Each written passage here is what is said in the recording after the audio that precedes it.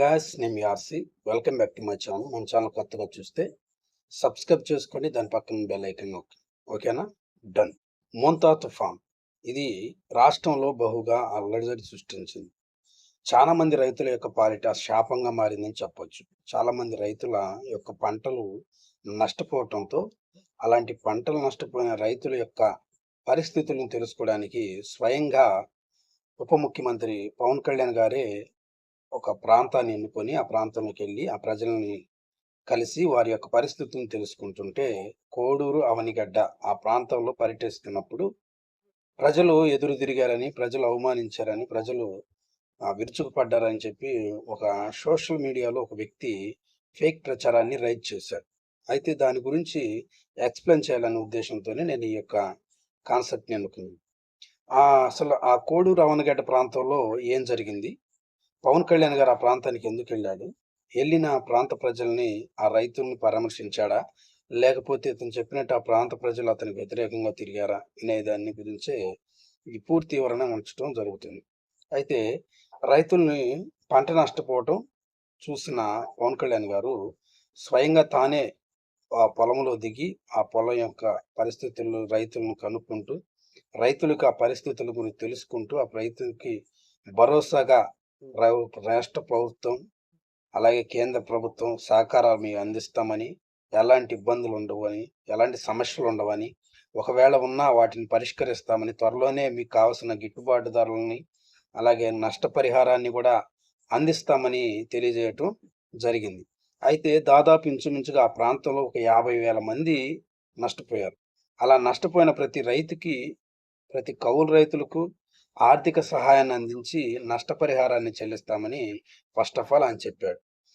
Second, ఈ మోంతా తుఫాను బారిన పడిన 1,16,000 మందిని పునరావాస కేంద్రాల్లో ఉంచి వారికి కావాల్సిన ఆహార పదార్థాలను అందిస్తూ ఆ ప్రాంత ప్రజలకి క్షేమకరమైన, ఆరోగ్యకరమైన పరిస్థితిని అక్కడ నెలకొల్పటం జరిగిందని ఆయన చెప్పాడు. అలాగే ఆ యొక్క ప్రాంతంలో, నీట మునిగిన ప్రాంతంలో నీళ్లు నిల్వ ఉన్న కాడ నీరు కలుషితమయ్యి అది అనేక అంటువ్యాధులకు దారితీస్తుందని, అలాంటి అంటువ్యాధులకు దారితీయకుండా ఆ ప్రాంత ప్రజల్ని తప్పనిసరిగా రక్షించడానికి, ఆ ప్రాంత ప్రజల యొక్క క్షేమం కోసం మేము శానిటేషన్ జరిపిస్తామని చెప్పటం జరిగింది. అలాగే ఆ ప్రాంత ప్రజల్లో చాలామందికి తమ యొక్క ఆర్థిక అవసరతలను బట్టి, వారి యొక్క కుటుంబ పరిస్థితులను బట్టి 25 కేజీలు, 55 కేజీలు నిత్యావసర సరుకులు, కొంత అమౌంట్‌ని కూడా ఆర్థికంగా రాష్ట్ర గవర్నమెంట్ ద్వారా, ఈ యొక్క ఏపీ ప్రభుత్వం ద్వారా తప్పనిసరిగా మంజూరు చేస్తామని పవన్ కళ్యాణ్ గారు వెల్లడి చేయటం జరిగింది. అలాగే చంద్రబాబు నాయుడు గారి యొక్క ప్రజా పరిపాలన నైపుణ్యతను బట్టి ఆ కోడూరు, అవనిగడ్డ ప్రాంత ప్రజలు, చుట్టుపక్కల ఉన్న ప్రాంత ప్రజలకి ఒక రహదారికి సంబంధించిన ప్రాబ్లం వలన చాలామంది ఇబ్బంది పడుతున్నారని, అలాంటి ఆ ప్రాంత రహదారుల కోసం 13 కోట్ల రూపాయల ఖర్చు డిక్లేర్ చేశామని, దానికి కావాల్సిన టెండర్లు కూడా వేశామని, ఇలా అనేక ప్రాంత ప్రజలకు కావాల్సిన అవసరతల అక్కర్ల కోసమై తప్పనిసరిగా మేము సహాయం చేస్తామని చెప్పి పవన్ కళ్యాణ్ గారు ఈ యొక్క ప్రాంతంలో జరుగుతున్న ప్రతి ఒక్క విషయాన్ని గురించి, కౌలు రైతులకు సంబంధించిన ప్రతి విషయం, ఆ ప్రాంత ప్రజలకు కావాల్సిన ప్రతి అవసరత, అక్కరతల అన్నిటిని గురించి పూర్తిగా ఎక్స్ప్లెయిన్ చేస్తే, యువ టీవీ ఛానల్ వ్యక్తి పవన్ కళ్యాణ్ గారి మీద విషం కక్కుతూ, విషం చిమ్ముతూ ఆ ప్రాంత ప్రజలు వ్యతిరేకిస్తున్నారని, ఆ ప్రాంత ప్రజలు ఎదురు తిరుగుతున్నారని, ఆ ప్రాంత ప్రజలను సరిగా పట్టించుకోవట్లేదని, నిరసనలు వ్యక్తం చేస్తున్నారని చెప్తూ జరిగింది. అలాగే మరొక విషయం ఏంటంటే, కొంతమంది రైతుల్ని అందరినీ పరామర్శించలేదు, అందరినీ తీసుకోలేదు. కొంతమంది ఒక ఇద్దరిని, ముగ్గురిని తీసుకొని వాళ్ళతో మాట్లాడి వచ్చేసాడు. సీసీ కెమెరాలు పెట్టుకొని వచ్చేసాడు. ఇలా ఫేక్ ప్రచారాన్ని చేస్తున్నాడు. అసలు వాస్తవిక సత్యం ఎంత అనేది, అసత్యం ఎంత అనేది చూస్తే, ఈ కౌలు రైతులకు సంబంధించి కావచ్చు, లేకపోతే ఆ ప్రాంతంలో జరిగిన రైతుల యొక్క సభలో, ఆమె యొక్క ఆ చిన్న చిన్న మీటింగ్స్‌లో అందరితో మాట్లాడే అవకాశం ఉండదు.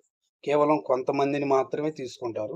వారి పరిస్థితులను తీసుకొని, అందులో కొంతమందిని కేదర్ చేసుకొని, ఒక వ్యక్తిని కొంతమందిని ఎన్నుకొని, వారికి వాళ్ళు పరిష్కారం చెప్తారు. వాళ్ళ గురించి మాట్లాడతారు. అనేక మంది కలెక్ట్ చేసి, కలెక్టర్ గారికి నివేదిక ఇచ్చి, ఆ ప్రాంతంలో ఉన్న ప్రతి రైతుకి కావాల్సిన ఆర్థిక నష్టపోయిన ప్రతి ఒక్కరికి సహాయం చేయటానికి ఆ కలెక్టర్ గారి దగ్గరికి ఆ కాగితాలు వెళ్తాయి. కలెక్టర్ గారి దగ్గర నుండి ఆ యొక్క ప్రభుత్వం దగ్గరికి చేర్చబడి ప్రభుత్వ సహాయ నిధిలో వారికి రావాల్సిన సహాయాన్ని వారికి అందించడం జరుగుతుంది. అంతేగాని ఒక ఎక్కడ ఏ ప్రాంతంలో అయినా సరే, ఏ వ్యక్తులైనా సరే, ఏ నాయకుడైనా సరే ఆ ప్రాంతానికి సంబంధించి ప్రతి ఒక్కరిని కలిసే అవకాశం అనేది జరగదు.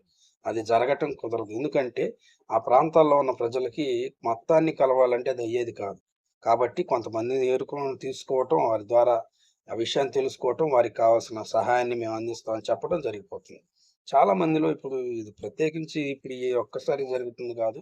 ప్రతి సభలో ప్రతి నాయకుడు చేసే పనులే ఇలాంటియి. కాబట్టి అదేం పెద్ద వింతేం కాదు, విచిత్రమేం కాదు. దీన్ని కూడా పట్టి పాయింట్‌గా ఏసి పవన్ కళ్యాణ్ మీద నేరారోపణ నిందేయాలని, పవన్ కళ్యాణ్‌ని ఆ యొక్క రాజకీయ భవిష్యత్తుని కించపరచాలని, ప్రభుత్వం యొక్క కూటమి ప్రభుత్వ పనితీరుని ఎండగా ఏదో విధంగా చెడ్డ పేరు, బ్యాడ్ నేమ్ అంటించి ఫేక్ ప్రచారాల ద్వారా తమ యొక్క పరిస్థితులన్నిటిని అర్థం చేసుకోకుండా వారు పాలవుతున్నారని, ఈ యొక్క ఫేక్ ప్రచారం ద్వారా కూటమికి ఎంతో కొంత నష్టాన్ని చేకూర్చాలనే ఉద్దేశంతో మాట్లాడే వారికి తెలియజేస్తున్నాము. ఇలాంటి పనులు ఆపండి.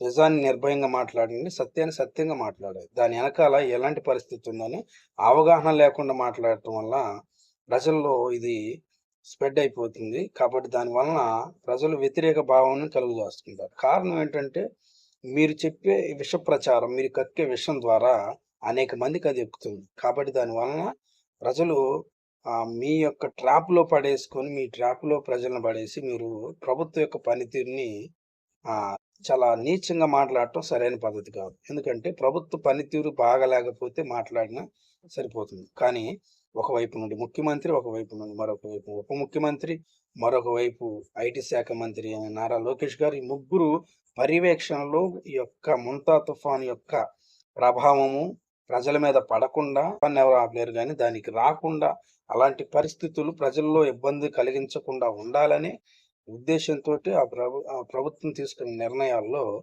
అనేక విషయాలు ప్రభుత్వానికి క్షేమంగా, ప్రభుత్వానికి మంచి చేసే విషయాల్లో ఉపయోగపడ్డాయి. కాబట్టి ప్రజల యొక్క పరిపాలన విధానాన్ని ప్రజలు మెచ్చుకుంటున్నారు.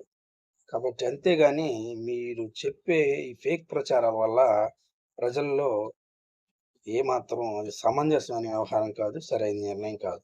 కాబట్టి పవన్ కళ్యాణ్ గారి మీద ఎలాంటి వ్యక్తి విరుచుకుపడలేదు. ఏ వ్యక్తి చెడు ఉద్దేశంతో కలిగి ఉండలేదు. కారణం ఏంటంటే పవన్ కళ్యాణ్ గారు చేసిన పని ఈ రోజున యావత్తు ఆంధ్ర రాష్ట్రం అంతా నివ్వెరపోయేలా చేసింది. ఒక ఉప ముఖ్యమంత్రి స్వయంగా ఒక బురదలో దిగి, ఒక పంట పొలంలో దిగి, ఆ పంట పరిస్థితులను, రైతులను పరిస్థితులను అవగాహన చేసుకొని, అర్థం చేసుకొని, వాళ్ళని బలపరిచి, వారికి ధైర్యాన్నిచ్చి నేనున్నాను, మేమున్నాము, ప్రభుత్వం ద్వారా సహాయం అందిస్తాము, కేంద్ర గవర్నమెంట్ ద్వారా కొంత సహాయాన్ని మేము అందిస్తామని చెప్పి రైతులకు భరోసా, ధైర్యాన్నిచ్చారు.